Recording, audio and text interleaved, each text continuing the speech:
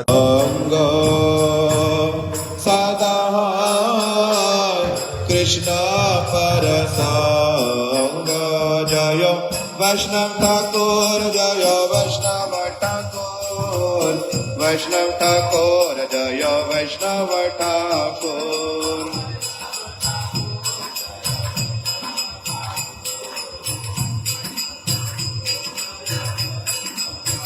जय कृष्ण केशव प्रभु, जय कृष्ण केशव प्रभु, कृष्ण केशव प्रभु, जय कृष्ण केशव प्रभु।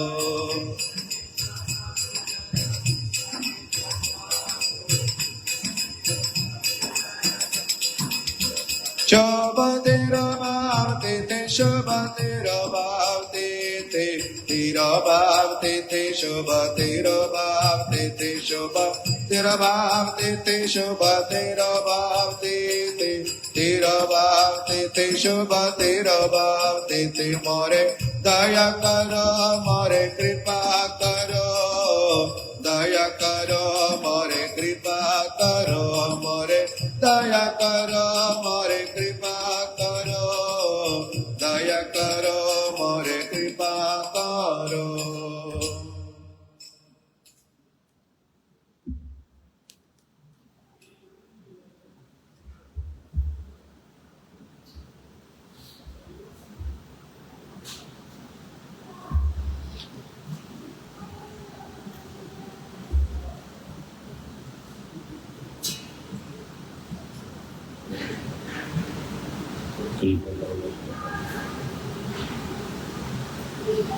कृपा करो वैष्णव ठाकुर,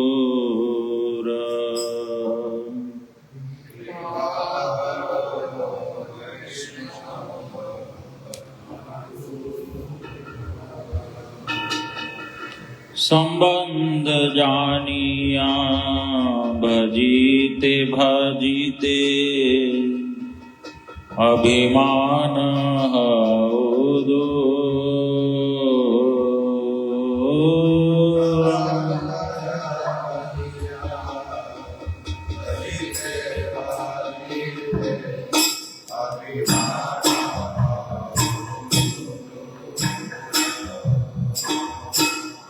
कृपा करो वैष्णव ठाकुर,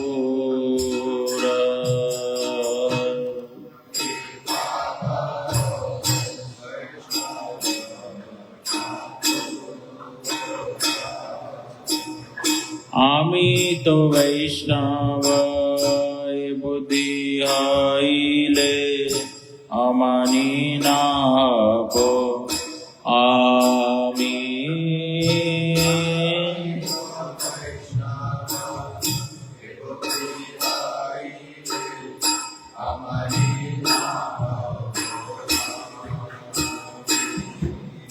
प्रतिष्ठा शासी हृदय दोषीवे,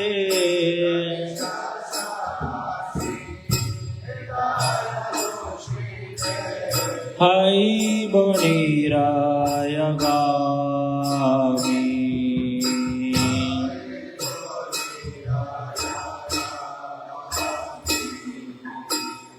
तुम्हारे किंकर अपने जानिब, गुरु अभिमान त्याजी।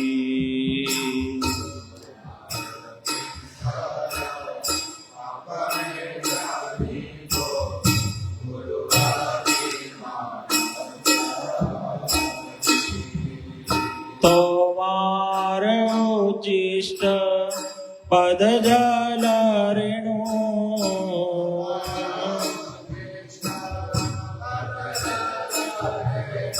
तुम्हारे उचिष्ट पद जल रेणु,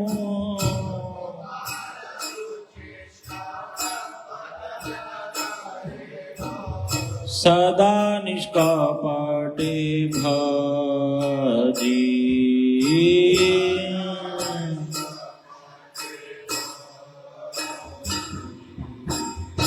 निज निज श्रेष्ठ जानी उच्चिष्टादि दाने हईबे अभिमान भार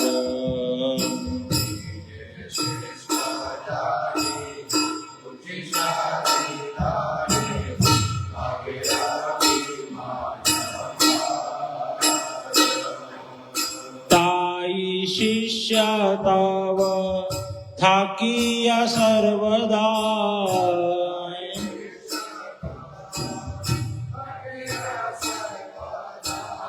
नालाइब पूजाकार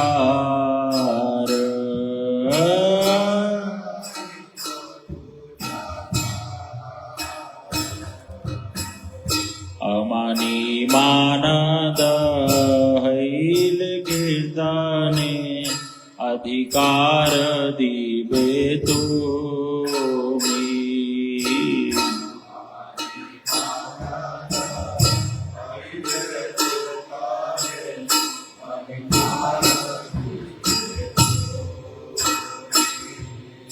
तोमार चरणे निष्कपटे आमी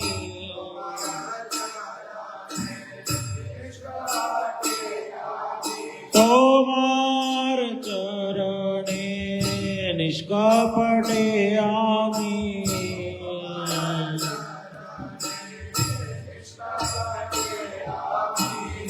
कांदिया लूटी भूमि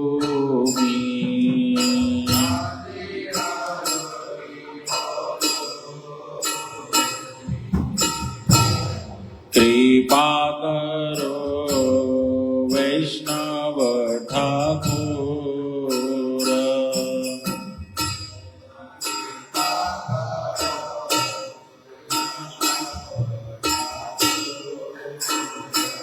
जय वैष्णव ठाकुर जय वैष्णव ठाकुर वैष्णव ठाकुर जय वैष्णव ठाकुर जय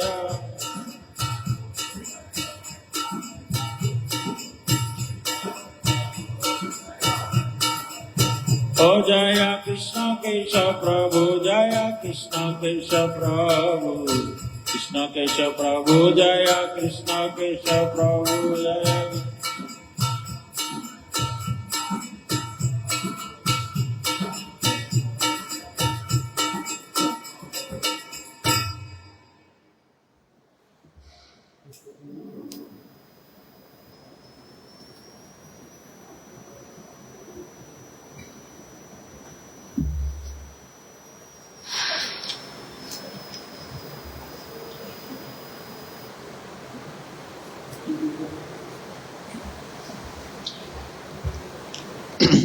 की रूपे पाइबो सेवा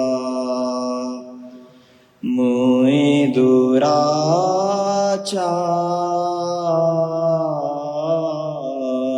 की रूपे पाइबो सेवा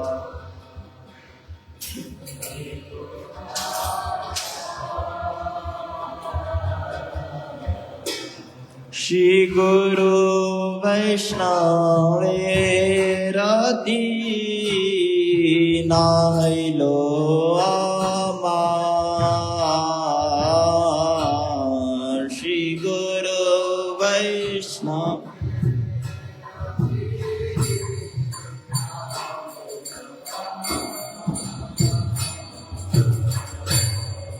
अशेष मायाते मना मगन हईला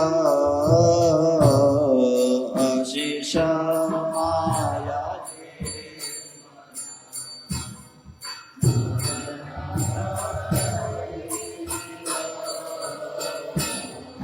वैष्णवे तेरे मात्र रतिना जन्मीला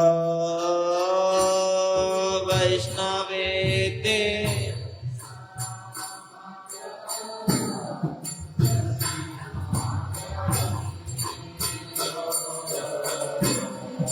વિષયે ભૂલિયા અંધ હૈનું દેવાનિશી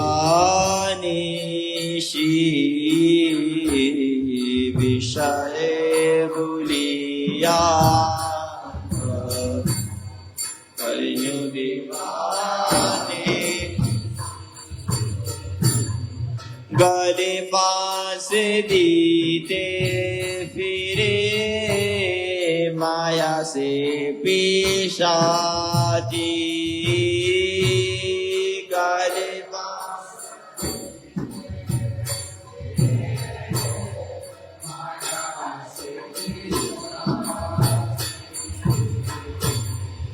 इहारे करिया जय छाड़न ना जाई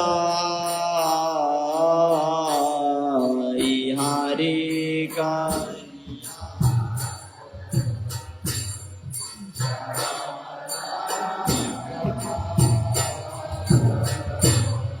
साधु कृपा विनार नायिका उपाय साधु कृपा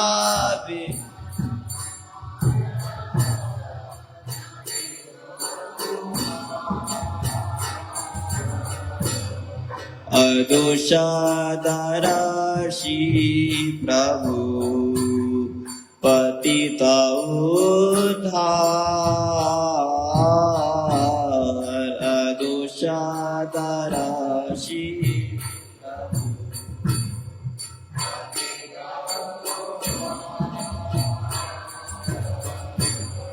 ए बार नरोत्तमे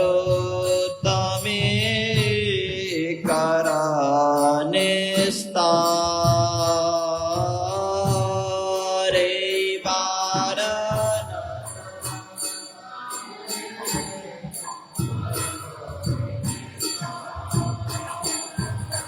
की रूपे पाइबो सेवा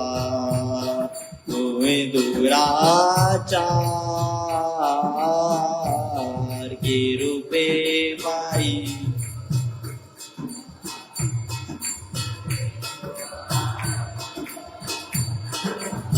श्री गुरु वैष्णवे राती नाइलो आमार श्री गुरु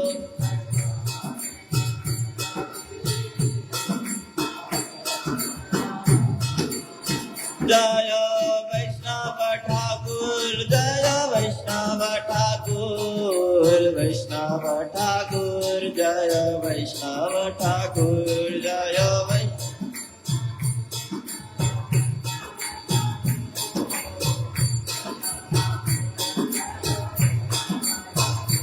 जय कृष्णा केशव प्रभु जय कृष्णा केशव प्रभु कृष्णा केशव प्रभु जय कृष्णा केशव प्रभु जय प्रभु कृष्णा केशव प्रभु जय Krishna Keshav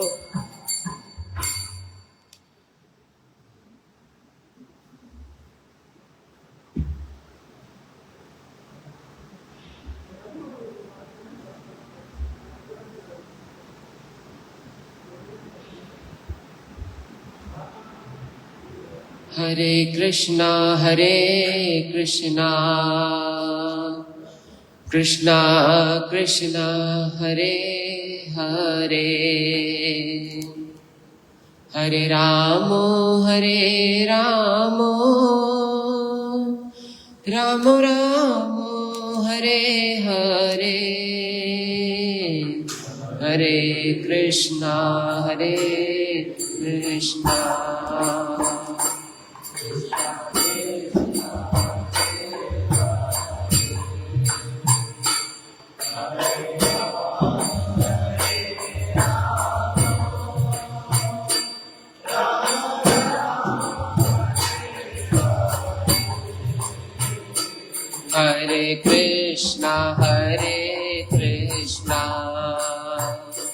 Krishna Krishna Hare Hare Hare Rama Hare Rama Rama Rama Hare Hare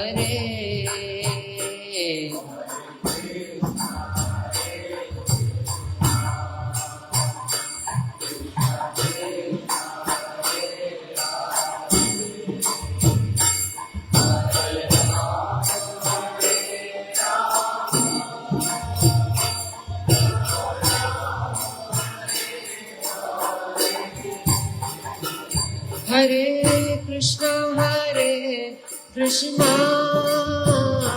Krishna Krishna Hare Hare Hare Rama Rama Rama Hare Hare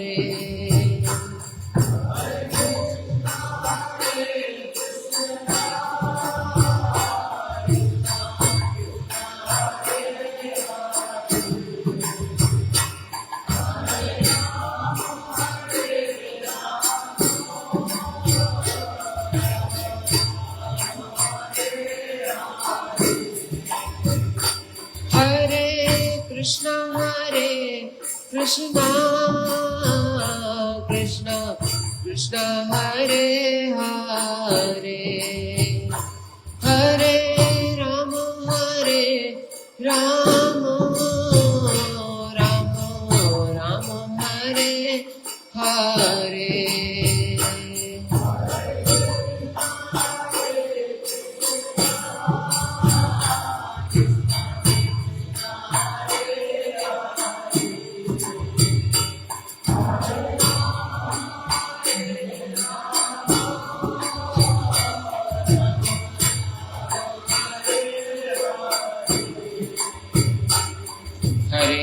Krishna Krishna Krishna Hare Hare Hare Rama Rama Rama Hare Hare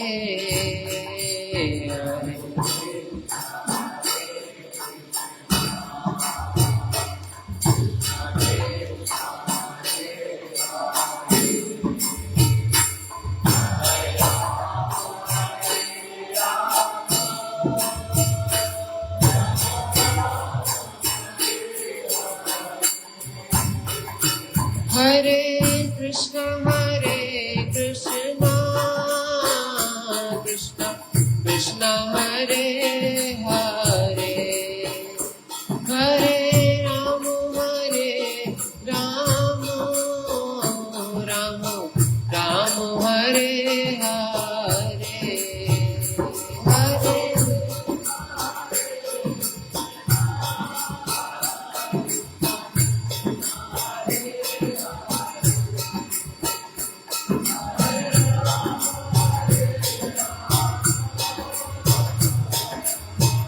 Rama Rama Hare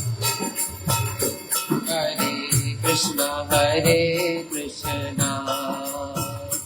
Krishna Krishna Hare Hare Hare Rama Rama Rama Hare Hare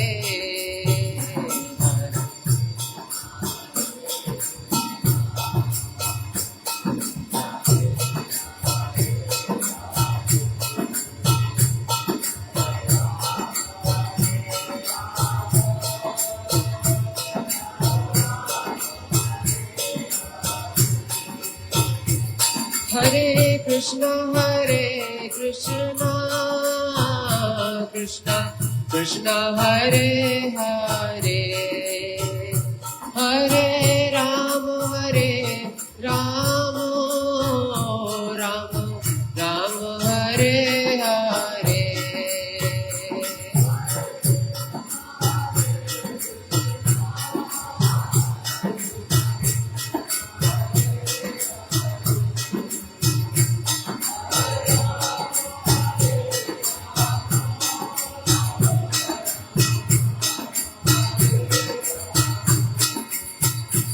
Hare Krishna, Krishna Krishna, Hare Hare, Hare Rama, Rama Rama, Hare Hare.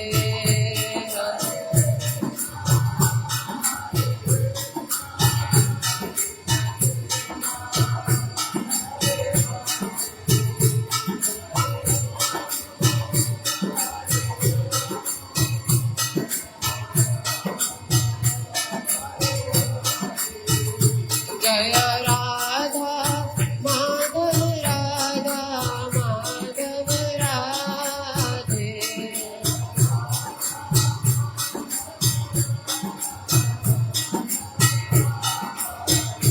Jaya Sachidanand Gaura Hari, Sachidanand Jaya Gaura Hari.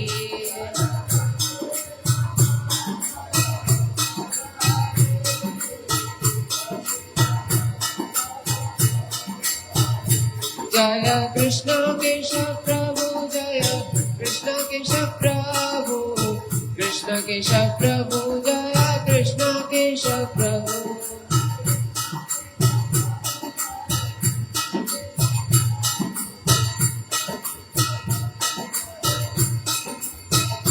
Jaya Vaishnav Thakur, Jaya Vaishnav Thakur, Vaishnav Thakur, Jaya Vaishnav Thakur, Jaya.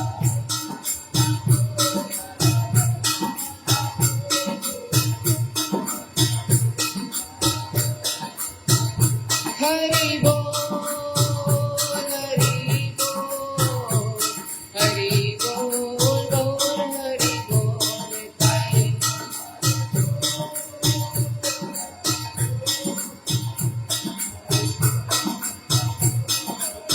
Nitai Gaur Hari Bol, Hari Bol, Hari Bol, Hari Bol, Nitai Gaur.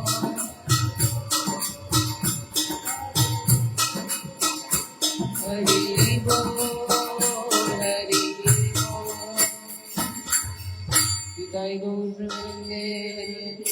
Om.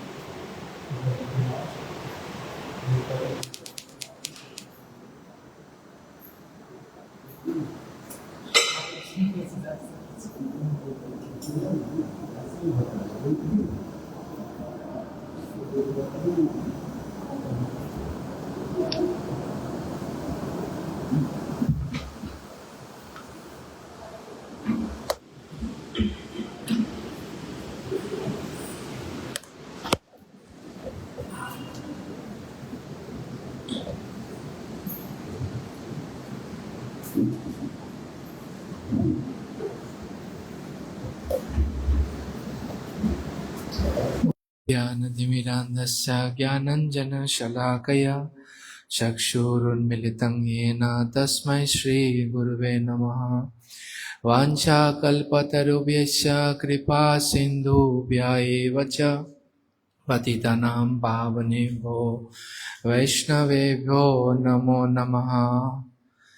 नमो महावदन्नाय प्रदायते कृष्णाय कृष्णचैतन्य नाम्ने गौरकृष्णे नमः। हे कृष्ण करुणा सिन्धो दीनबन्धो जगत्पते गोपेश गोपिकान्त राधाकान्त नमस्ते। तप्त काञ्चन गौराङ्गी राधे वृन्दावनेश्वरी विश्वभानुसुते देवी प्रणमामि हरिप्रिये।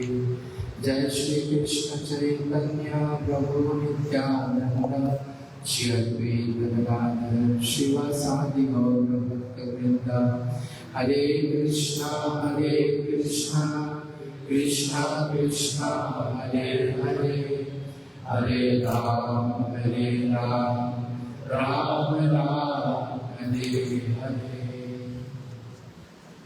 सर्वप्रथम ये पाठ करता हूँ विष्णु पाठ स्तोत्र श्री श्रीमद् भक्ति विलास सिद्धांत गोस्वामी महाराज जी के श्री चरण राम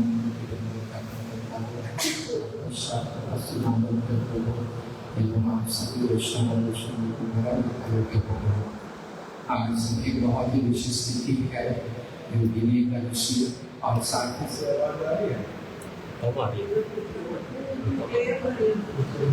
आज बहुत ही विशेष तिथि है योगिनी एकादशी और साथ ही और एक तिथि समागत हुए हैं। वो क्या है? हमारे वैष्णव प्रभुपाद श्री भक्तिसिद्धांत सरस्वती ठाकुर प्रभुपाद जी के आश्रित श्री कृष्ण केशव प्रभु उनके आशु तिरुभाव तिथि है।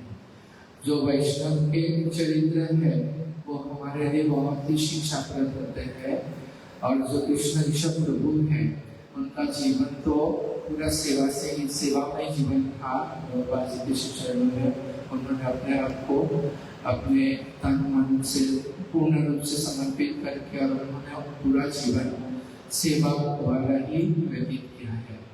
तो इसीलिए जो वैष्णव का चरित्र है तो वो हमें बार बार श्रवण करना चाहिए।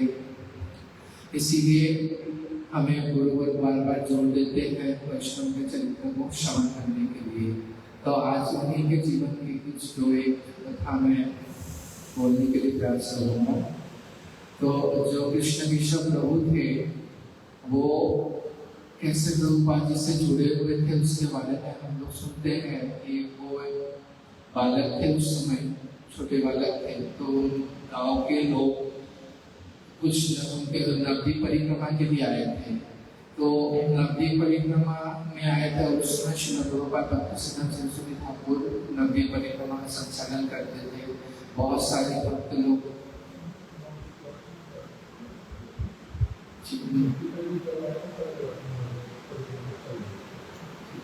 तो वो नवद्वीप दर्शन के लिए आए थे।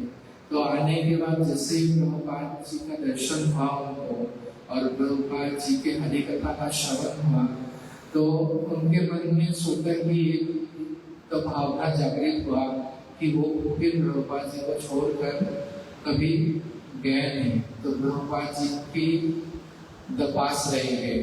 तो ये भी कोई साधारण बात नहीं है, क्योंकि एक छोटा बालक तो उसके मन में क्या होता है, खेलने कूदने की इच्छा होती है।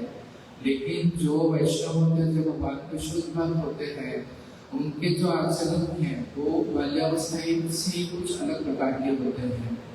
और प्रभुपाद जी के जब वो आगे निकट में तो प्रभुपाद जी के पास रहने लगे तो प्रभुपाद जी से बहुत सारी शिक्षाओं को ग्रहण किया उन्होंने और उन्हीं शिक्षाओं को उन्होंने आगे पालन भी किया।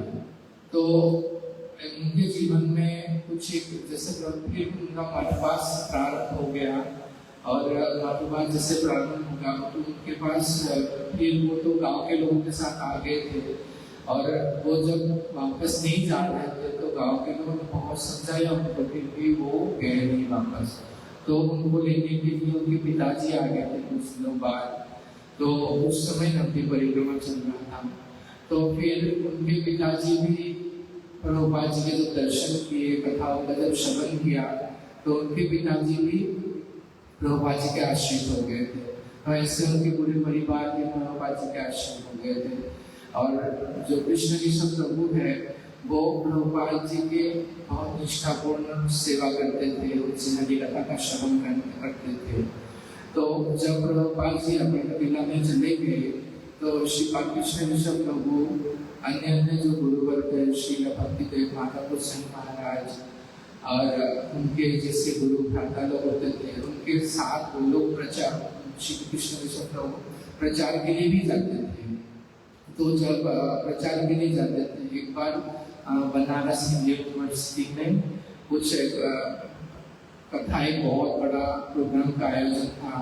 तो उसमें उस यूनिवर्सिटी के बहुत बड़े बड़े लेक्चरर प्रोफेसर सब थे। तो उधर में फिर शिवा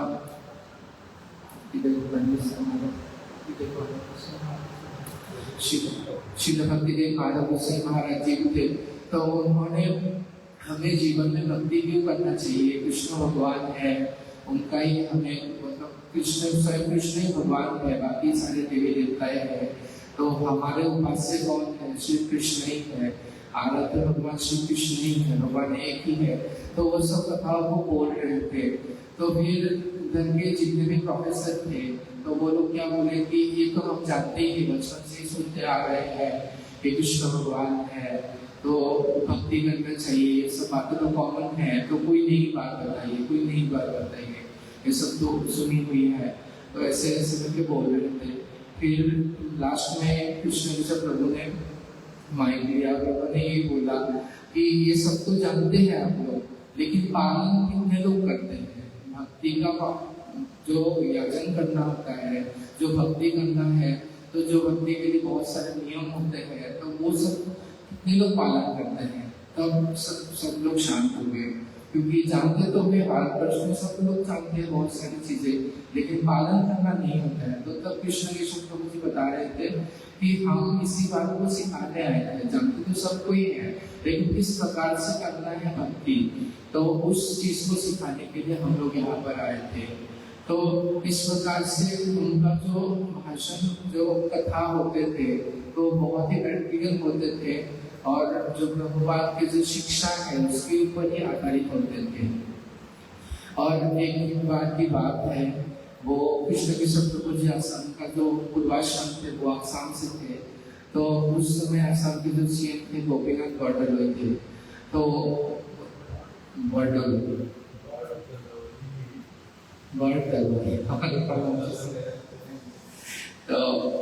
तो उसके बाद उस समय श्री भक्तिदेव गोसाई महाराज जी उधर में आसाम में क्या जगह पे प्रभुपाद जी का मठ है, तेजपुर में भी है, सरभोग में भी है, तो अलग अलग जगह पे मठ होते थे और प्रचार के लिए जाते थे। तो गुवाहाटी में उस समय एक प्रोग्राम का आयोजन हुआ था, तो उस समय श्री कृष्ण किशोर प्रभु जी निमंत्रण देने गए थे उधर के जो सीएम है गोपीनाथ बरदलोई जी को। तो जब वो ये उनको सीएम को इन्विटेशन देने के लिए गए, तो उन्होंने पूछा इनको कि आप तो आसाम से हो, आप तो बेंगोली नहीं हो, तो फिर उसके बाद बोला आपने फिर मतलब इन लोगों के साथ रहना शुरू कर दिया, आपने एक अंति पहन लिया और आपने क्या ये बेंगोली धर्म को ले लिया, तो आपने इन बंगालियों को अपना गुरु बना लिया। तो हमारे दर्शन कर लेते, तो उधर तो हमारे इधर जो गुरु है इनके आप आश्रित क्यों नहीं बने, इनके शिष्य क्यों नहीं बने, तो आप यहाँ पे बंगालियों को अपना गुरु बना दिया। तब जो भगवान के जो शुद्ध भक्त होते हैं उनमें भगवान के जो गुण है वो संसारिक होते हैं, तो वो निर्भीक होते हैं, तो वो किसी से भी कोई सत्य वचन को बोलने में कभी भी हिचकिचाते नहीं है, चाहे उनके सामने वाले व्यक्ति कितने भी बड़े हो। जागतिक रूप से वो सीएम थे, लेकिन पारमार्थिक रूप से तो उनका उतना बड़ा कोई ज्ञान नहीं था। तो इन्होंने फिर उनको बोला कि आप पढ़ाई, आपको एक बात बताओ, अगर आप तो नहीं पाओगे फिर बोला हाँ बताइए। बोला कि आप पढ़ाई करने कहाँ पर गए थे, बोला कि लंदन में गया था, उन्होंने लंदन से ऑक्सफोर्ड यूनिवर्सिटी से पढ़ाई किया था। तो उन्होंने बोला कि आप जो अंग्रेज लोग जिनको शौच इत्यादि करने के बाद कैसे स्वच्छ होना है वो भी नहीं आते हैं, तो फिर आप उन लोगों को अपना गुरु बना लिया, तो उसमें आपको कोई परेशानी नहीं हुआ, लेकिन मैंने बंगालियों को गुरु बनाया, इन्होंने मुझे बहुत सारे अच्छी बातें सिखाया, तो उसमें आपको बहुत परेशानी हो रहा है। लेकिन आपने जब इन अंग्रेजों को अपना गुरु बनाया, जिसको कैसे स्वच्छ होना है, कैसे रहना है, क्या खान पान करना है वो भी पता नहीं है, तो उसमें आपको असुविधा नहीं हुआ। तो तब उनके मन में भी लगा कि ये तो बात सही बात बोले हैं कि क्योंकि शिक्षा क्या है इसमें, हमें ये चीज का विचार नहीं करना है कि कोई अंग्रेज है, कोई बंगाली है, कोई कुछ है, लेकिन कोई अगर सत्य वस्तु को हमें जीवन में इंट्रोड्यूस करता है, कोई सिखाता है, तो उसको हमें ग्रहण करना चाहिए। तो इसीलिए फिर ये निर्भीक थे, भगवान के शुद्ध भक्त थे, तो वो सीएम थे, लेकिन उनसे उनका चापलूसी नहीं किया गया, उनको इम्प्रेस करने के लिए कोई भी बात नहीं बोला, जो सच है उसको उसी प्रकार से निर्भीक रूप से उन्होंने बताया। फिर देखा कि जो अनुष्ठान हो रहा था उसमें भी जो सीएम थे उधर के वो आके फिर बैठ गए, तो इन लोगों से उल्टा पहले पहुंच गए। तो इस प्रकार से उनका जो चरित्र थे वो बहुत ही निर्भीक थे। कोई भी यूनिवर्सिटी में जाए, कोई भी सीएम के पास जाए, किसी के भी पास जाए, तो जो सत्य वचन है उसको बोलने के लिए वो कभी भी हटते नहीं थे उससे। तो इस प्रकार का उनका मतलब वाणी का प्रभाव था, क्योंकि अगर हम सत्य वचन बोलते हैं और वो प्रभुपाद जी के जो सुने हुए कथा होते थे, जो प्रभुपाद के विचार क्या है, भागवतम के विचार बोलते हैं, गीता के विचार बोलते हैं, तो वो सब विचारों को स्पष्ट रूप से निर्भीक रूप से बोलते थे, उसको बोलने में कभी डरते नहीं थे। तो ये नहीं, अंग्रेज को गुरु बनाना भी निश्चित नहीं है, अगर वो भी उस भागवत की शिक्षाओं को ग्रहण करते हैं उस प्रकार से, क्योंकि अभी कितने सारे विदेशी हमारे सन्यासीगण हैं, तो उनसे तो बहुत सारे लोग दीक्षा देते हैं, शिक्षा ग्रहण करते हैं। मुख्य बात यही है कि कोई अगर हमें वास्तविक पारमार्थिक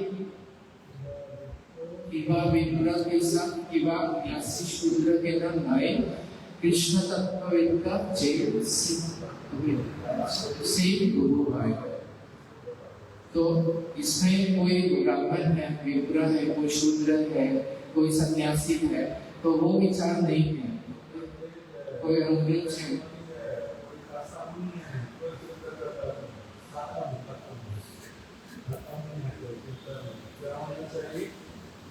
जो कृष्ण तत्व को जानते हैं वो वास्तविक रूप में गुरु है।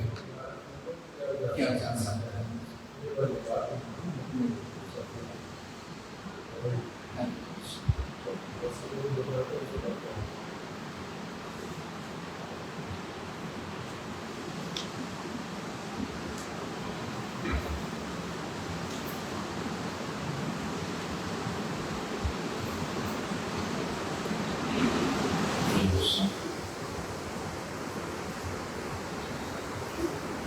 श्रीमद् भक्ति विज्ञान भारती गोस्वामी महाराज जी बताते हैं कि श्रीपाद कृष्ण केशव प्रभु के साथ उनके जीवन चरित्र में देखा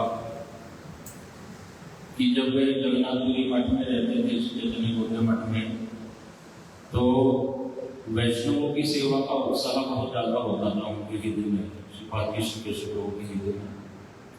और वे महाराज जी को बुलाकर, जब भी महाराज जी जगन्नाथपुरी आते थे तो श्रीपाद कृष्ण केशव प्रभु जी महाराज को बुलाकर कहते थे कि देखो मेरा संदूक खोलो और इसमें जितने भी पैसे हैं उसको वैष्णव सेवा के लिए प्रयोग करो।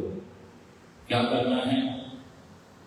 जितने भी मठ में रहते हैं अर्थात मठवासी और विशेषकर मंदिरों से पंडों को, जगन्नाथ जी के जो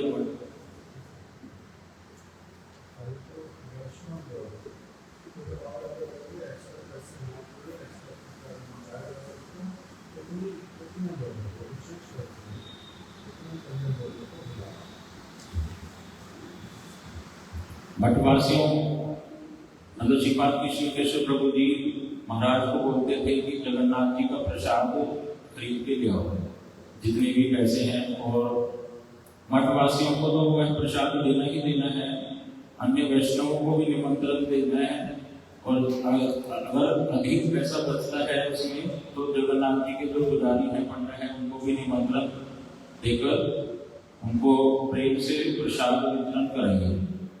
तो महाराज जी जब उनकी आज्ञा का पालन करते तो स्वयं श्रीपाद कृष्ण केशव प्रभु जब देखते कि वैष्णव लोग उस प्रसाद को ग्रहण कर रहे हैं तो वह बड़े प्रसन्न होते थे उस सेवा को देखकर, और वो इस बात को कहते थे कि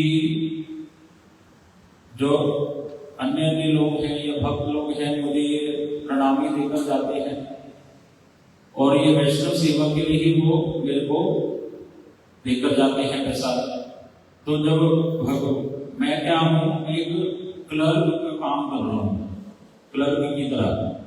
जैसे रेलवे में या अन्य अन्य स्थानों पर क्लर्क होता है, या बैंक में जो पैसे जमा करते हैं, जो पैसा जमा करने जाते हैं कैशियर, तो वो क्या करता है, वो पैसा लेगा और जमा कर लेगा जिसके खाते में है, लेकिन उसको सैलरी कहाँ से मिलती है?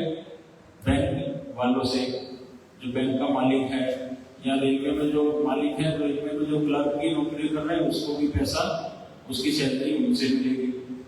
तो मेरा तो ये नियम है, मेरी ये सेवा है कि भगवान द्वारा प्रेरित लोग जब मेरे पास आते हैं सेवा के लिए पैसा देते हैं, तो मैं तो उसको वैष्णवों की सेवा के लिए प्रयोग करता हूँ, और मेरे को जो कृपा मिलेगी भगवान की और गुरु वैष्णवों की कृपा उनसे मिलेगी। तो इस प्रकार की भावना से वो वैष्णव सेवा करते थे। और महाराज बताते हैं कि जब आज योगिनी एकादशी पर ही जब श्रीपाद कृष्ण केशव प्रभु अंतर ध्यान हो गए, तो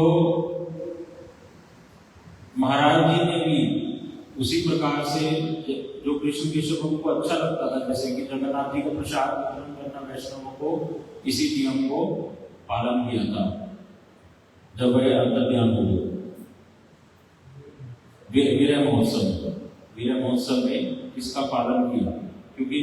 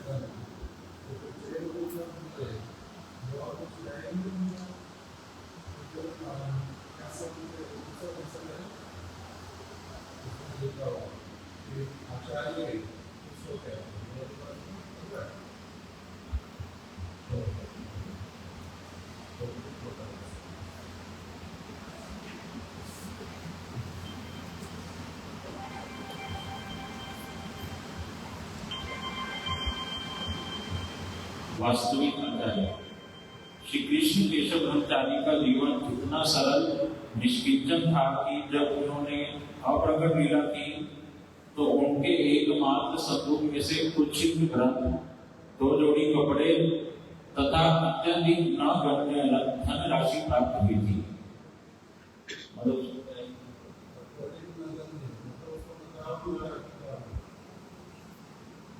यद्यपि उन्होंने बाहरी रूप में मंत्र दीक्षा आदि प्रदान करने वाले आचार्य का कार्य नहीं किया था, तथापि शास्त्र के निम्नलिखित श्लोक अनुसार स्वयं आचरण करते हुए अनेकों भक्तों को उसमें प्रतिष्ठित किया था।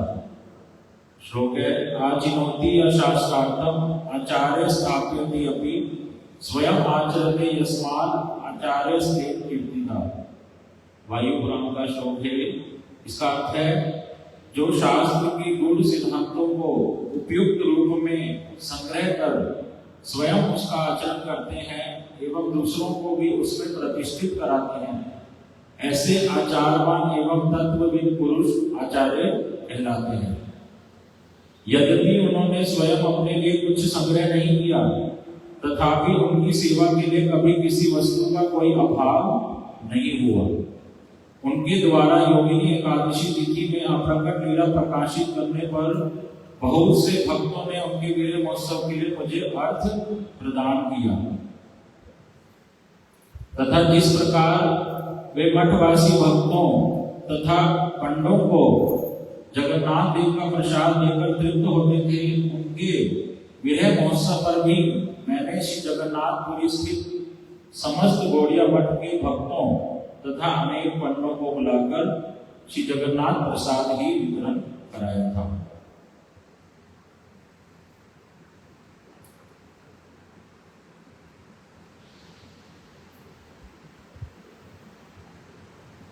इस प्रकार श्रीपाद कृष्ण केशव प्रभु जी की अप्रकट लीला हुई। श्रीपाद कृष्ण केशव प्रभु को एक समय किसी व्यक्ति ने आके कहा कि प्रभु जी, एक व्यक्ति है, वो 10 साल हिमालय में तपस्या करके आए हैं और उनको सिद्धि प्राप्त हुई है, वे जल पर चल सकते हैं। तो आज शाम को हम उनको देखने जाएंगे, मैं आपके लिए सारी व्यवस्था कर दूंगा, आप भी मेरे साथ चलिए। तो तब थोड़ा क्रोधित होकर श्रीपाद कृष्ण केशव प्रभु बोले, मैं कोई मूर्ख थोड़ी हूँ, मैं पागल थोड़ी हूँ, किसी दूसरे पागल को देखने जाऊंगा। वो व्यक्ति समझा नहीं क्या कहना चाह रहे हैं। तब श्रीपाद कृष्ण केशव प्रभु ने समझाया भाई कि जल में तो किसी नाव में बैठकर या कुछ पैसे देकर बोट में उस नदी को पार कर सकते हैं, जल को पार कर सकते हैं, लेकिन वो 10 साल तपस्या करके उसने अपने समय ही क्या करा है, नष्ट किया है। श्री गौरकिशोर दास बाबा जी महाराज जी की कथा में भी आता है। तो ऐसे समय नष्ट करना तो ये मनुष्य जीवन का लक्ष्य नहीं है कि केवल एक जल पे चलने के लिए सिद्धि प्राप्त कर ली और लोगों की प्रतिष्ठा चाहते हैं, वाहवाही होगी और वो जल पे भी क्या रोज थोड़ी चलेगा। तो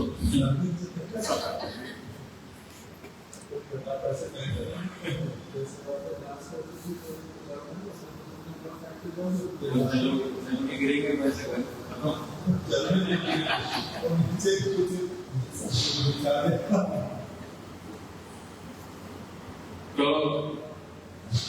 उन्होंने समझाया उस व्यक्ति को कि ये ठीक नहीं है।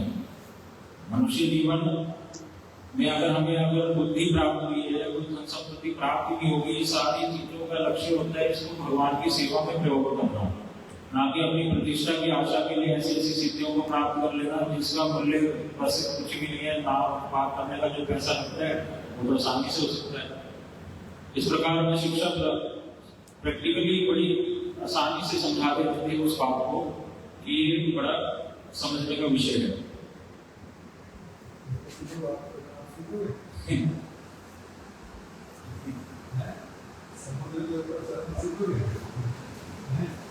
अब तो सीखने के बाद, अब पता होने के बाद सीखूंगा नहीं।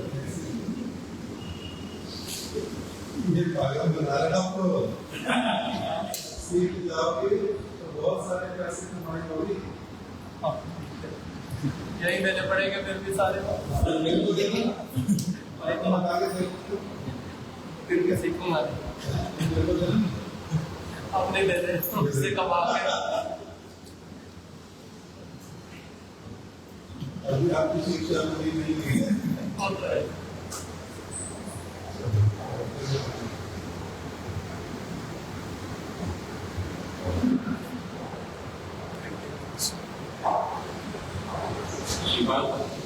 कृष्ण केशव प्रभु के विषय में महाराज एक और बात बताते हैं कि अंतिम समय में श्री कृष्ण केशव प्रभु उनके मुख से 2 श्लोक नित्य प्रति सुनने को मिलते थे।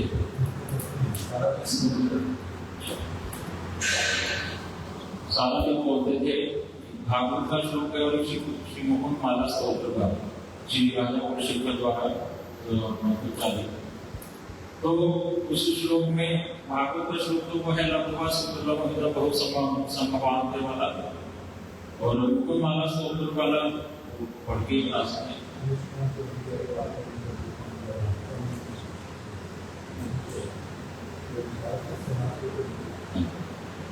भागवत का श्लोक है लघुवा सुदुर्लभ विदम बहु संभवांति मानुष्यम अर्थदम अनित्यम अपीह धीर तुर्नम यतेत न पतेत अनुमृत्यु यावत विषय साय विषय कलु सर्वता सा।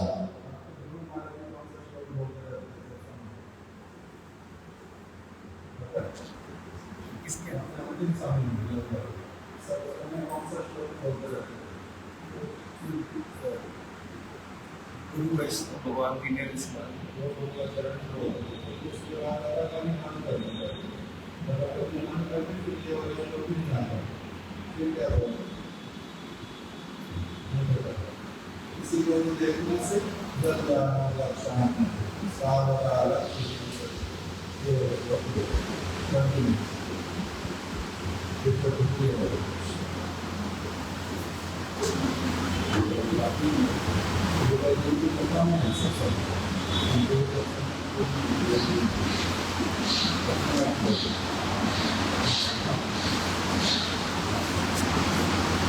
इसका अर्थ है यह मानव जन्म अनेक जन्मों के पश्चात प्राप्त हुआ है, अतः यह सुदुर्लभ है। यह जन्म अनित्य होने पर भी परमार्थप्रद है, अतः बुद्धिमान व्यक्ति मृत्यु से पूर्व ही क्षण मात्र का भी विलंब किए बिना चरम कल्याण के लिए चेष्टा करें। दूसरा श्लोक है जो मुकुंदमाला स्तोत्र से बोलते थे, कृष्ण द्वदीय पद पंकज पंजरांतम अद्वैत में विष्णु मानस रात हंस प्राण प्रयाण समय कफवाद भीतई कंठाबोधन विधौ स्मरण कुतस्ते। हे कृष्ण, भगवान कृष्ण से कह रहे हैं, हे कृष्ण मेरा मन रूपी राजहंस आज ही आपके चरण कमलों में, आज ही आपके चरण कमलों रूपी पिंजरे में आबद्ध हो जाए, क्योंकि मृत्यु के समय वात पित्त कफ द्वारा अवरुद्ध कंठ से मैं आपके पवित्र नाम का उच्चारण अथवा स्मरण किस प्रकार कर पाऊंगा।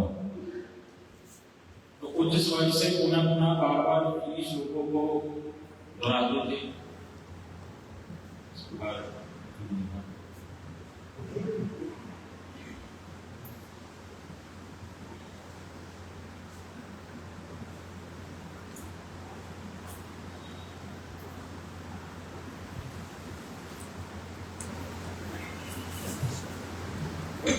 जैसे अभी हमारे बच्चों को सुना रहे थे कि किस प्रकार से श्री कृष्ण के प्रभु जी कितने निर्भीकता से सब बातों को एकदम स्पष्टता से बोलते थे। तो उनकी एक कथा जो अभी पढ़ी उसमें बता रहे हैं कि किस प्रकार से जो बड़े गोपाल जी के जाने के बाद मूल मठ से अलग हो गए। तो जब वो मूल मठ से अलग हो गए तो जब वो एक बार श्यामला स्टेशन पे थे,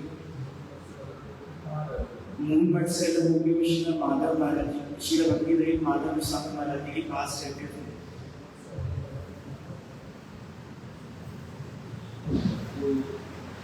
जो मठ गोपाल जी ने उनके शिष्यों के बीच में डिफरेंस तो जो मूल मठ जो श्री गोपाल जी ने एस्टैब्लिश किया था उससे अलग हो गए चैतन्य मठ।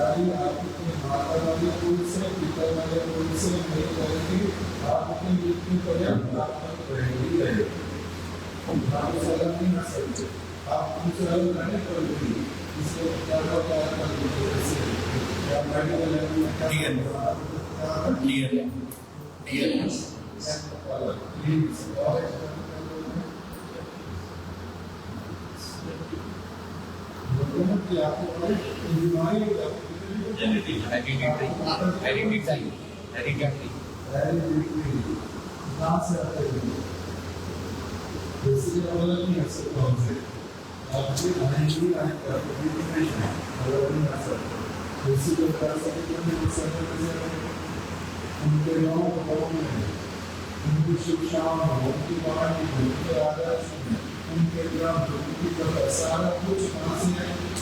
वहीं से अलग पास करके बाहरी नहीं। तो जब वे बाहरी रूप में चैतन्य मठ से अलग हुए तो जब वे अलग रहने लगे तो एक बार कोइंसिडेंटली वे सियावला स्टेशन में थे। तब वहाँ पे अलग वैष्णव मिले तो उन्होंने आकर जब वो दूर खड़े थे तो उन्होंने पास में बुलाया और पूछा कि आप कैसे हो। उन्होंने कि कृष्ण के शब्द आप कैसे हो? तो कृष्ण के शब्द ने कहा कि मैं एकदम ठीक हूँ। उन्होंने ये प्रश्न दोबारा पूछा कि आप कैसे हो? मैंने कहा मैं एकदम ठीक हूँ। तो उन्होंने फिर आगे कहा आप जब मूल मठ से अलग हो गए फिर आप ठीक कैसे हो सकते हो जो मठ स्वयं श्री प्रभुपाद जी ने बनाया? तो उन्होंने कहा कि मैं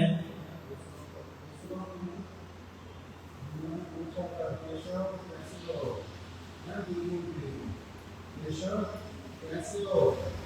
बहुत अच्छा। तब उन्होंने प्रश्न किया था और अपने साथ में जो खड़े हुए लोग उनको बोलते हैं कि देखो प्रभुपाद जी का मठ छोड़ करके चला गया और अलग रहता है और फिर भी बोल रहे हैं ठीक। तो तब उन्होंने कहा कि भारी रूप से मूल मठ छोड़ने पर भी मैंने उसे उस प्रकार से नहीं त्यागा है।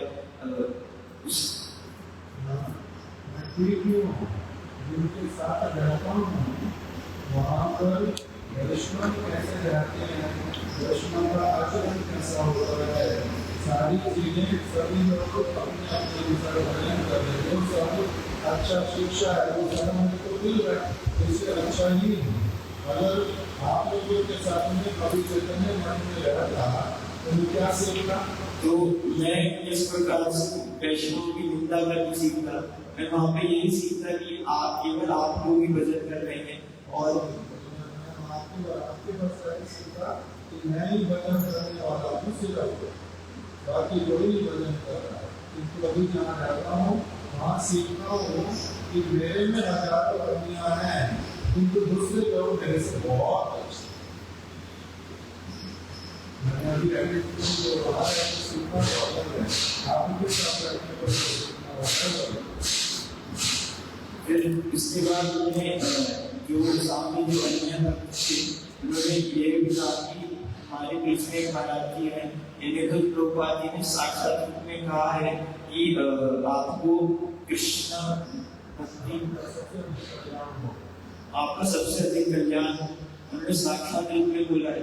तो उस समय कृष्ण के शब्द ने कहा कि ऐसा गुरु जी ने ऐसा किसको कहते हैं जिसमें वो आचरण ना बिल्कुल ना हो, उस व्यक्ति को ऐसा कहा जाता है, उसको ऐसे बोलने की जरूरत पड़ती है। तो पर हमारे माधव महाराज जी को मैंने भारी रूप में ऐसा नहीं बोला क्योंकि वो जानते हैं इनमें तो एक वस्तु अपने आप ही अंदर है तो उनको बोलने की क्या जरूरत है। बोल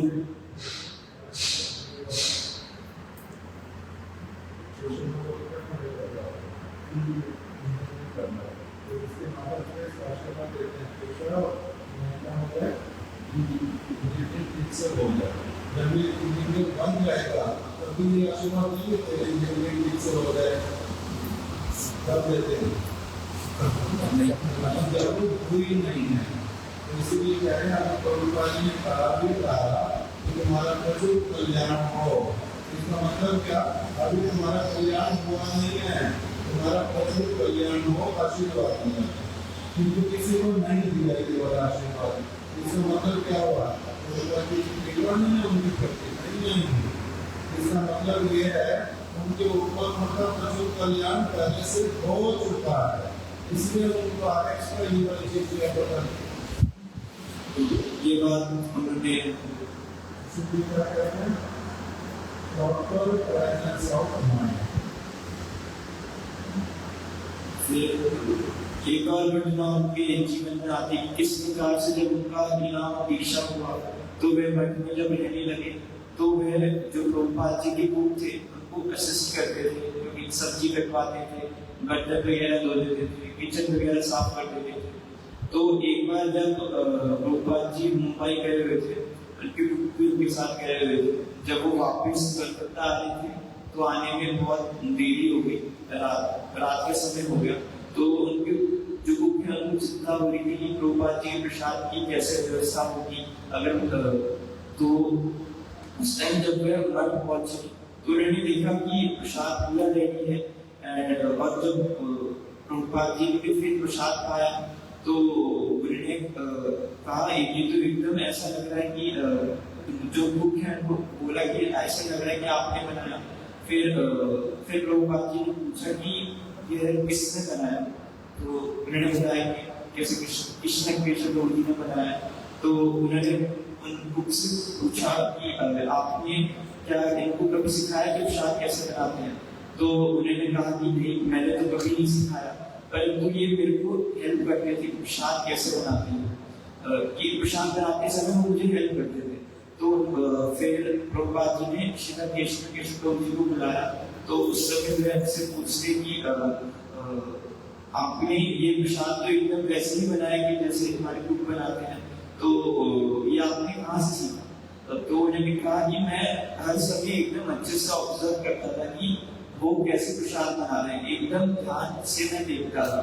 तो ये जब श्री प्रभुपाद जी ने सुना तो उन्होंने कहा कि बहुत अच्छा, ये जो आपका एटीट्यूड है, इसी से आप भक्ति जीवन में बहुत प्रगति करेंगे। यह भक्ति जीवन के लिए बहुत अनुकूल व्यवहार है। ऐसा कि बिना बोले उन्होंने एकदम अच्छे से बहुत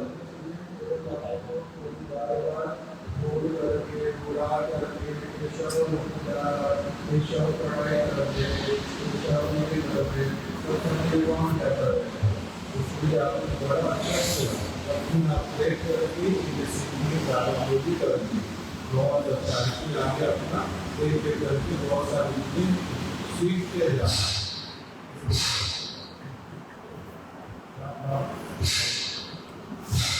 आपको पढ़ रहा दिखाई दे रहा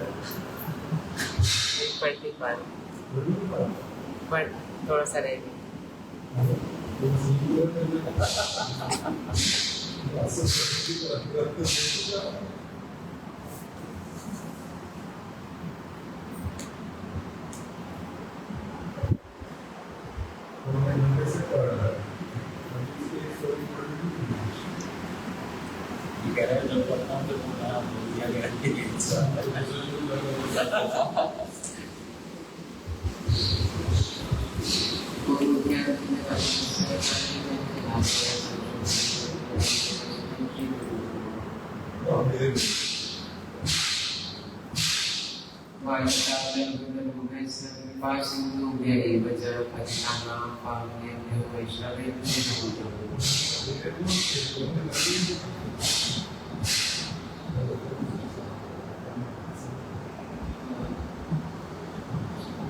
जो श्रील भक्ति विज्ञान भारती गोस्वामी महाराज ने ग्रंथ लिखा है, जो श्रील भक्ति विज्ञान भारती गोस्वामी महाराज ने ग्रंथ लिखा है, उसमें श्रीमद मेरे परम स्नेही प्रभु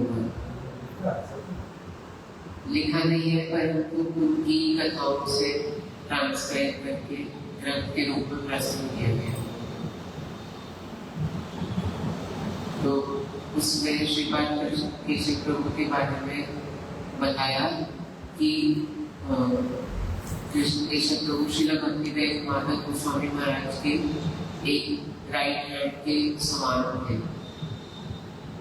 उसमें बताया कि जब श्रील प्रभुपाद प्रकट हो गए थे और कुछ समय के लिए जब श्रील भक्तिवेदांत माधव गोस्वामी महाराज श्री चैतन्य मठ में ही थे, उस टाइम पे श्रील भक्तिवेदांत माधव गोस्वामी महाराज के काफी सारे गुरु भाइयों ने उनसे आग्रह किया कि बार बार आग्रह किया कि आप अच्छे वैष्णव प्रभुपाद के काफी अच्छे शिष्य हैं, तो आपको शिष्य बनाने चाहिए, संन्यास भी ग्रहण करना चाहिए और शिष्य भी बनाने चाहिए।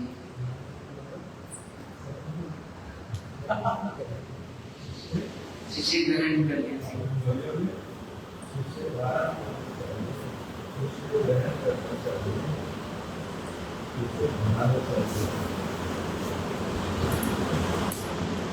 तो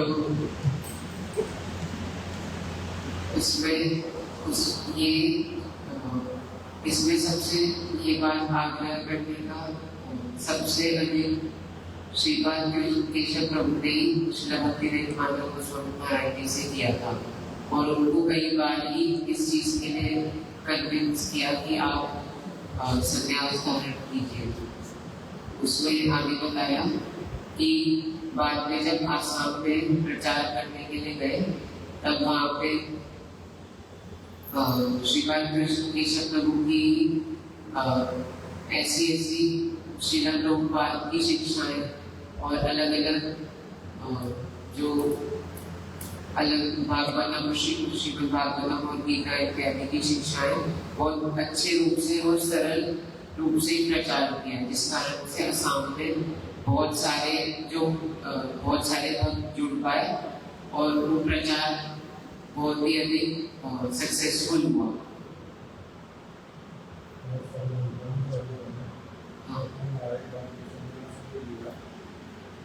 तो उसमें आगे बताया कि श्री चैतन्य गौड़िया पर श्री कृष्ण केशव प्रभु का चिरंजीवी रहेगा, क्योंकि उनके कारण ही बहुत अधिक प्रचार कार्य में सहायता हो पाई। और इसी कारण से जब जैसे बहुत सारे भक्त आते गए तो उन्होंने फिर श्रील भक्तिवेदांत गोस्वामी महाराज को अपने गुरु के रूप में धारण भी किया। एक कथा आगे जो मैं पढ़ रहा था उसमें था कि श्री चैतन्य गौड़िया मठ हर साल श्रील प्रभुपाद की तिरुभाव हर साल कोलकाता में उसका पालन करते। श्रील भक्तिवेदांत गोस्वामी महाराज के अंडर ही उसका पालन किया जाता था। तो वहाँ पे जब तिथि हुई तो श्रील केशव प्रभु को भी माइक दिया गया कि वो कुछ कथा करें। तो श्रील केशव प्रभु ने कथा करी और उसमें बोला कि यदि पहले बताना प्रारंभ किया कि हम सब जितने भी यहाँ पे बैठे हैं वो भगवान को ढंग से नहीं जानते हैं, और मतलब जितने भी जो भी या तो जमीन पे बैठे या फिर यहाँ आसन के ऊपर बैठे।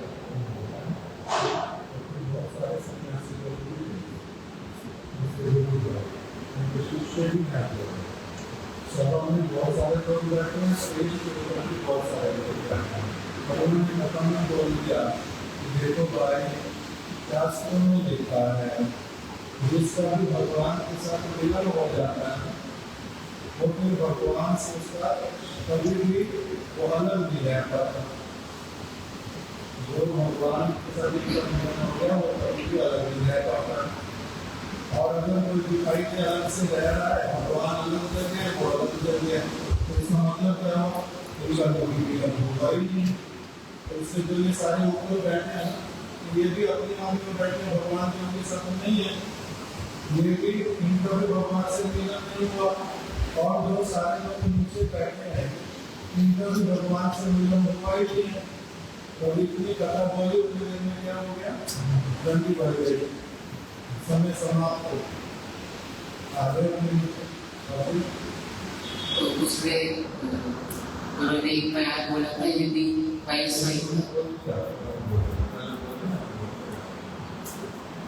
तो उसके बाद श्रील भक्ति विकास बाद में जब अपने अपने कक्ष में थे तो श्रील भक्ति विकास ऋषिकेश गोस्वामी महाराज उनके पास आते हैं और प्रश्न रखते हैं कि आपको ऐसे नहीं बोलना चाहिए। उन्होंने बोला कि आपने ऐसा क्यों बोला?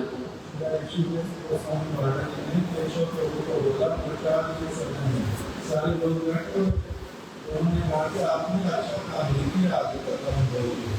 हम लोग गुरु का काम करते हैं, इतने सारे आपने गुरु भाई बैठे थे और आपने कहा कि इनका भी भगवान से कोई कभी मिलन नहीं हुआ, नीचे वालों का भी नहीं हुआ। ये आपने जो बोला 10 मिनट, ये आज आपका स्टेटमेंट अच्छा हुआ नहीं है। तो कृष्ण केशव प्रभु ने बोला कि इतना बहुत समय मिला था, तो इसमें तो मैं सिर्फ मंगला।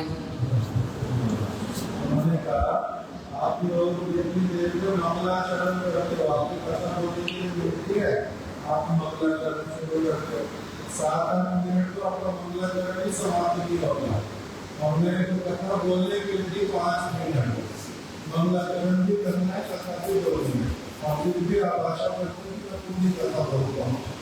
मैंने अभी कथा बोलनी शुरू ही की थी, उसी पर हमने घंटी बजा दी और अभी मैं तो अपना बात पूरा किया ही, आधी बात बोली थी।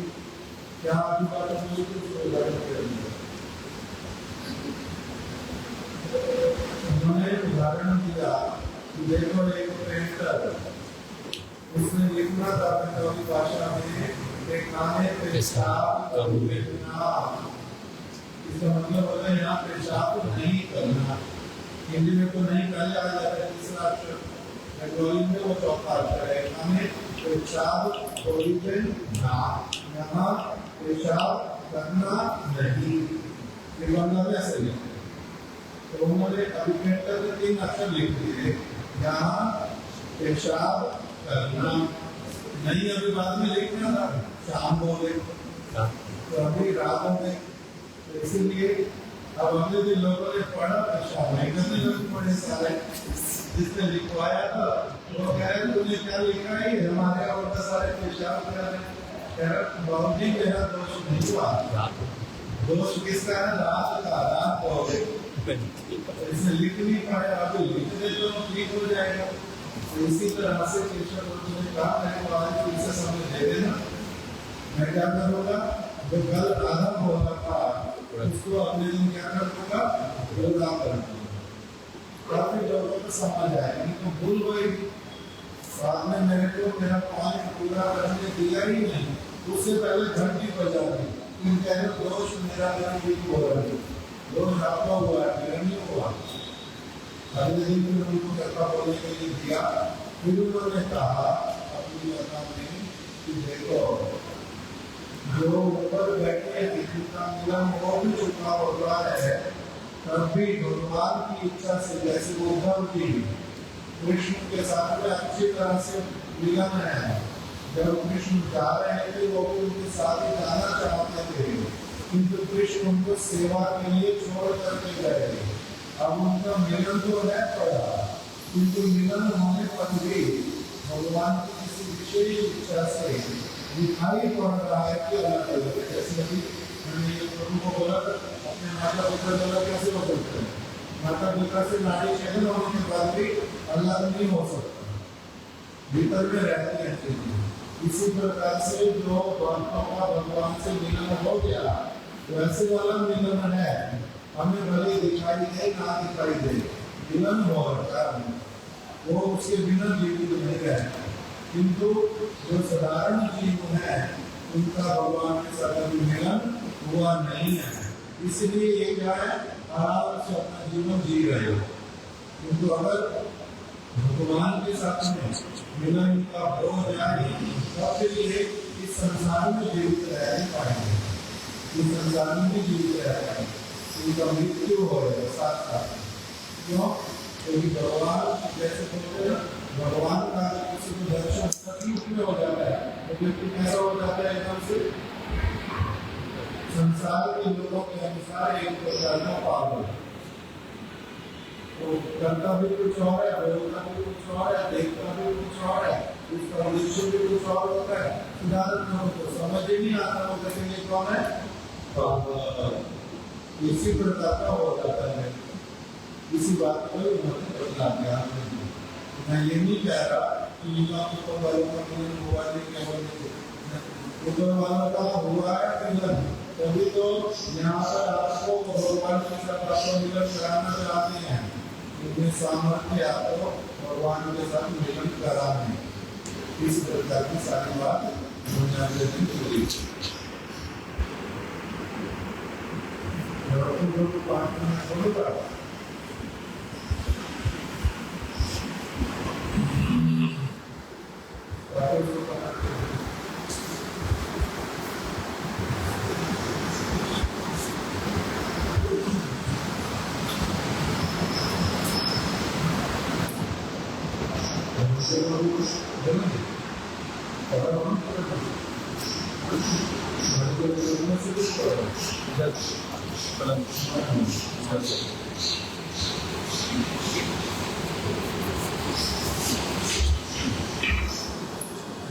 हम लोग श्री बालकृष्ण केशव प्रभु जी की महिमा श्रवण कर रहे हैं, तो उनमें से ही एक ऐसे उनका जो उत्तर देने की शैली थी बहुत ही विचित्र थी। विचित्र उनकी व्यक्ति को बड़े ही सरल करके सब चीज समझा देते। हम सुन ही रहे हैं, किसी भी विषय को जब उन्हें समझाना बहुत ही सरल करके जागतिक एग्जाम्पल दे करके फिर समझा देते थे।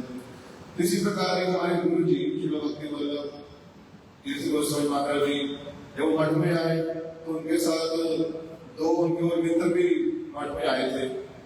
जब एक बार श्रील भक्ति वल्लभ गोस्वामी महाराज कथा कर रहे हैं तो उस समय उन्होंने बोल दिया, हमने तो बहुत प्रचार किया, बहुत देशों में बहुत कुछ किया, लेकिन हमारा कुछ हुआ नहीं है। तो ये सुनकर उनके मन में आया कि इतना बड़ा महाराज, इतना विदेशों में प्रचार किया, प्रभुपाद जी के सन्यासी कितने ही सीनियर है, तो इनका ही कुछ हुआ नहीं, हमारा मन में जाकर क्या होगा। तो वो ऐसी बात सुन करके वो तो दोनों घर चले गए, मठ में रहे नहीं। लेकिन हमारे गुरु जी भी उस समय कथा में बैठे थे, उनके मन में भी ऐसा कुछ प्रश्न आया। तो उन्होंने उस समय श्री कृष्ण केशव प्रभु जी से जाकर पूछा कि महाराज इतने बड़े महाराज उनका ही कुछ हुआ नहीं, तो हमारा मन में जाकर कुछ होगा कि नहीं होगा। तो श्री कृष्ण केशव प्रभु जी ने समझाया कि देखो, जिसके पास रुपया हो तो क्या वो अपनी पासबुक चेकबुक सब समय अपने गले में लगा के घूमेगा, सबको दिखाता फिरेगा कि मेरे बैंक में इतने पैसे हैं, मेरे बैंक में इतने पैसे हैं, कोई दिखाता नहीं है। इसी तरह ही जितना ऊंचा भक्ति में जाता है उसमें उतनी ज्यादा दीनता आती है। उसको कभी लगता नहीं है कि कभी वो सबको से शौक नहीं करता कि मेरे पास इतना धन पड़ा हुआ है। दूसरा ही जो भक्ति जितना ऊंचा बढ़ता है उसमें उतनी दीनता आती है। जैसे रूप गोस्वामी भक्ति राज्य की अथॉरिटी है, वो क्या कहते हैं, आधा अपने अपराधी ना अविवेक मतों पे हम तत् कलम प्रतीक्षा स्त्री प्रसिद्ध हुई माधव। वो कहते हैं कि आधा अपने अपराधी है, मैं कौन हूँ, मैं अपराधों का कूड़ादान हूँ, अविवेकी हूँ, हतभागा हूँ।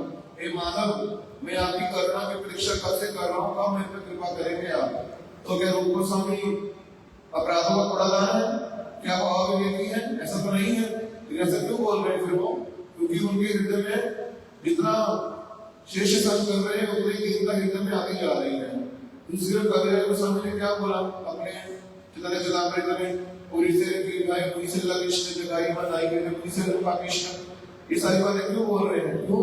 जितना ज्यादा वो श्रेष्ठ संग करते जाते हैं उतनी उनमें दीनता आती जाती है। एक वृक्ष के ऊपर जितना ही ज्यादा फल लगते हैं उसमें ऑटोमेटिक दीनता आनी ही आनी है। ऐसा बोलते विद्या लदाख विनयम, जिसमें बड़ा विद्या आएगी वो व्यक्ति भी नहीं होगा ही होगा।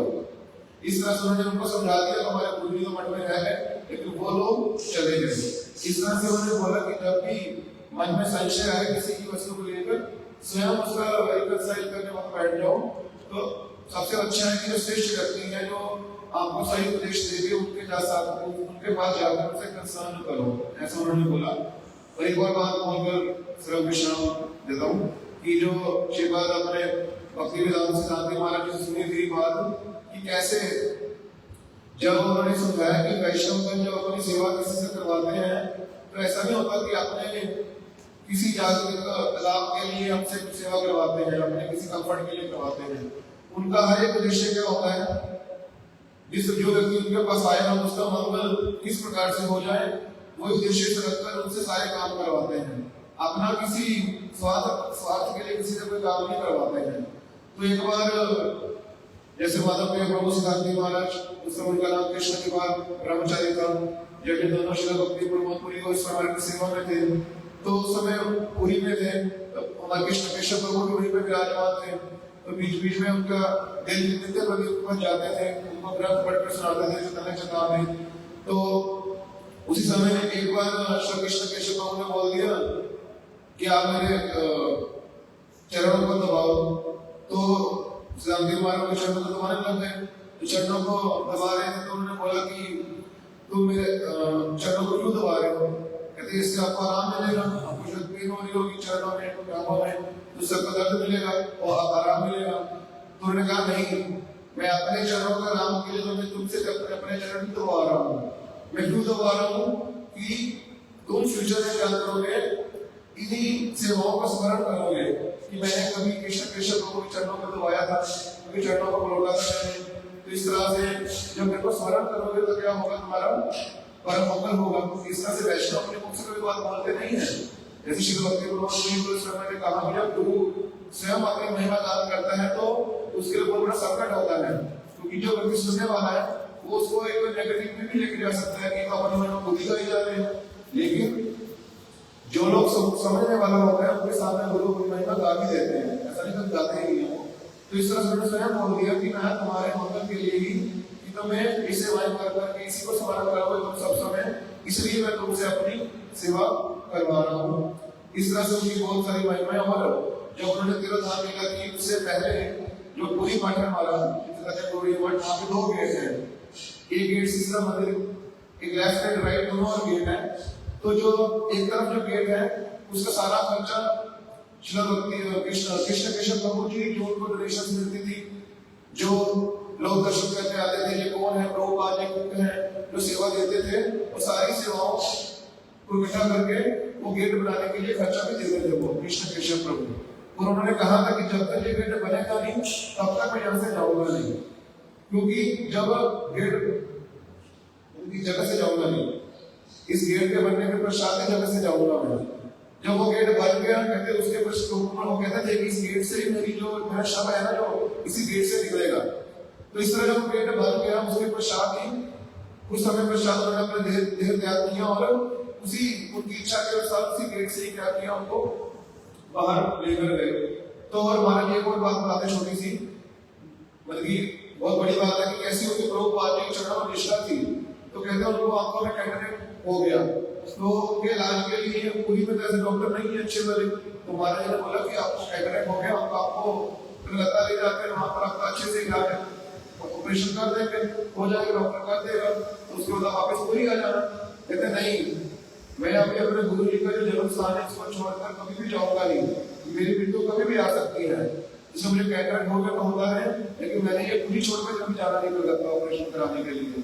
तो हमारा भी बोलते हैं कि उस समय एक शनकी नामा का डॉक्टर था होम्योपैथिक, उसी से दवाई लेकर आए, उसकी दवाई से धीरे धीरे उन लोगों को कैटरेक्ट चला गया। इस तरह से कैसे उनके अपने गुरु जी के जन्म स्थान के प्रति इतनी निष्ठा है।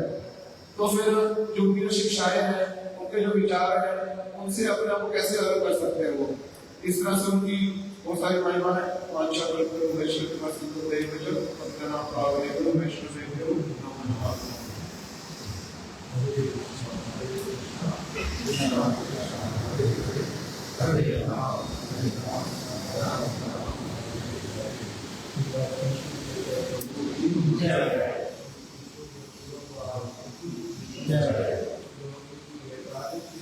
जय